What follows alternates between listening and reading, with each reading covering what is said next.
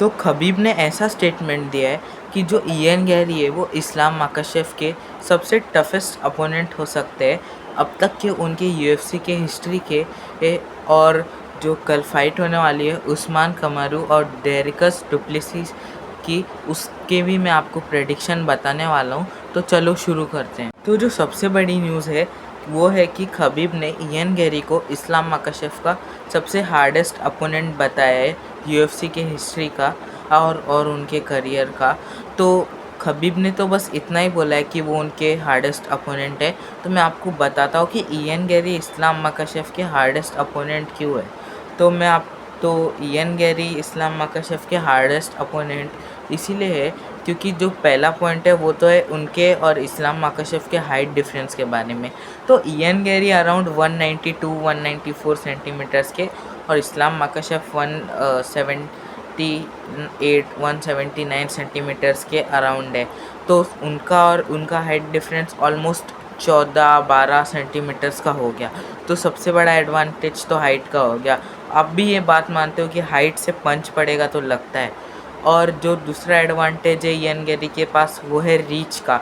तो Ian Gary के पास कम से कम 10 सेंटीमीटर की रीच है जो काफ़ी एडवांटेज हो सकती है क्योंकि इयन गैरी की जो फाइटिंग स्टाइल है वो काफ़ी बॉक्सिंग टाइप ही है और लगभग कॉनर मैग्रेगर से मिलती जुलती है उनकी फाइटिंग स्टाइल, हम ऐसा बोल सकते हैं।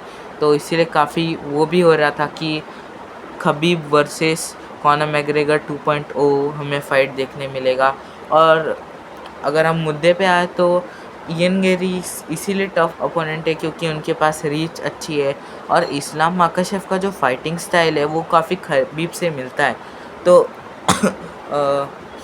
जो वो भी रेसलिंग करते हैं, खबीब भी रेसलिंग करते हैं।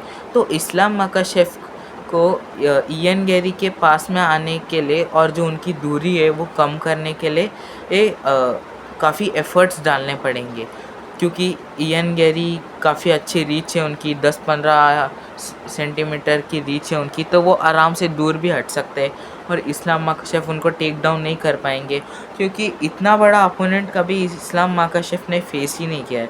और हाइट डिफरेंस ज़्यादा हो तो यूएफसी में इतना मैटर नहीं करता है पर करता है फाइटिंग में, आपको ये बात मानना ही पड़ेगा।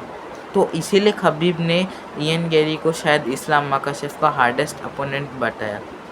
तो जो अगली न्यूज़ है वो है उस्मान कमरू और डेरिकस डुप्लेसिस की जो कल फाइट होने वाली है यानी कि 18 जुलाई को, उसके बारे में ये न्यूज़ है। तो उसके बारे में मैं आपको प्रेडिक्शन दूंगा कि उन दोनों में से कौन जीतेगा। तो मेरे हिसाब से उस्मान कमरू और डेरिक डुप्लेसिस के बीच में डेरिक डुप्लेसिस के जीतने के चांस ज़्यादा है क्योंकि डेरिक डुप्लेसिस काफ़ी यंग है और उस्मान कमरू काफ़ी टाइम बाद कमबैक कर रहे हैं। ऑलमोस्ट 1.5 ईयर हो गया उनको कि वो इस फाइटिंग ग्राउंड से बाहर थे और अभी वो आ रहे, तो वो इंजर थे शायद, तो अभी वो आ रहे। और उस्मान कमरू की एक पॉइंट है कि जिससे वो शायद जीत भी सकते कि वो एक अच्छे रेसलर है और डेरिकस डुप्लेसिस हमेशा एक सुप्रीम रेसलर के सामने स्ट्रगल करते हैं, जैसे कि हमने देखा खमजत चिनायव के सामने उन्होंने स्ट्रगल किया था। अगर उस्मान कमर को जीतना है तो उन्हें रेसलिंग का इस्तेमाल करना पड़ेगा। पर उस्मान कमरू शायद अभी उतने एलिट रेसलर नहीं रहे क्योंकि उनकी एज हो गई है। तो हमने काफ़ी बार देखा है कि जो डेरिकस डुप्लेसिस है अगर कोई उनको रेसलिंग करके इसे बाहर धकेलने की कोशिश करता है तो वो उनको गिलिटिन चोक दे देते या तो उनको सबमिट कर देते। और डेरिकस डुप्लेसिस का रिकॉर्ड भी कुछ ऐसा ही है कि उनके 7 नॉकआउट्स है और 11 सबमिशन है।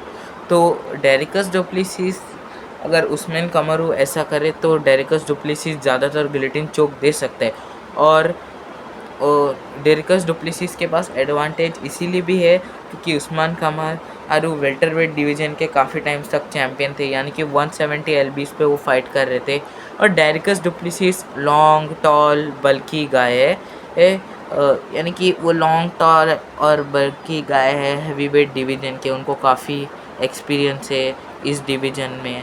तो काफ़ी एक्सपर्ट्स ने भी बोला है कि डेरिकस डुप्लेसिस ही जीतेंगे, पर कुछ लोग ऐसे बोल रहे हैं कि मैच काफ़ी वेस्ट है क्योंकि उस्मान कामारू जीत जाएंगे आराम से, क्योंकि डेरिकस डुप्लेसी इस सुप्रीम रेसलर्स के सामने अच्छे से नहीं करते।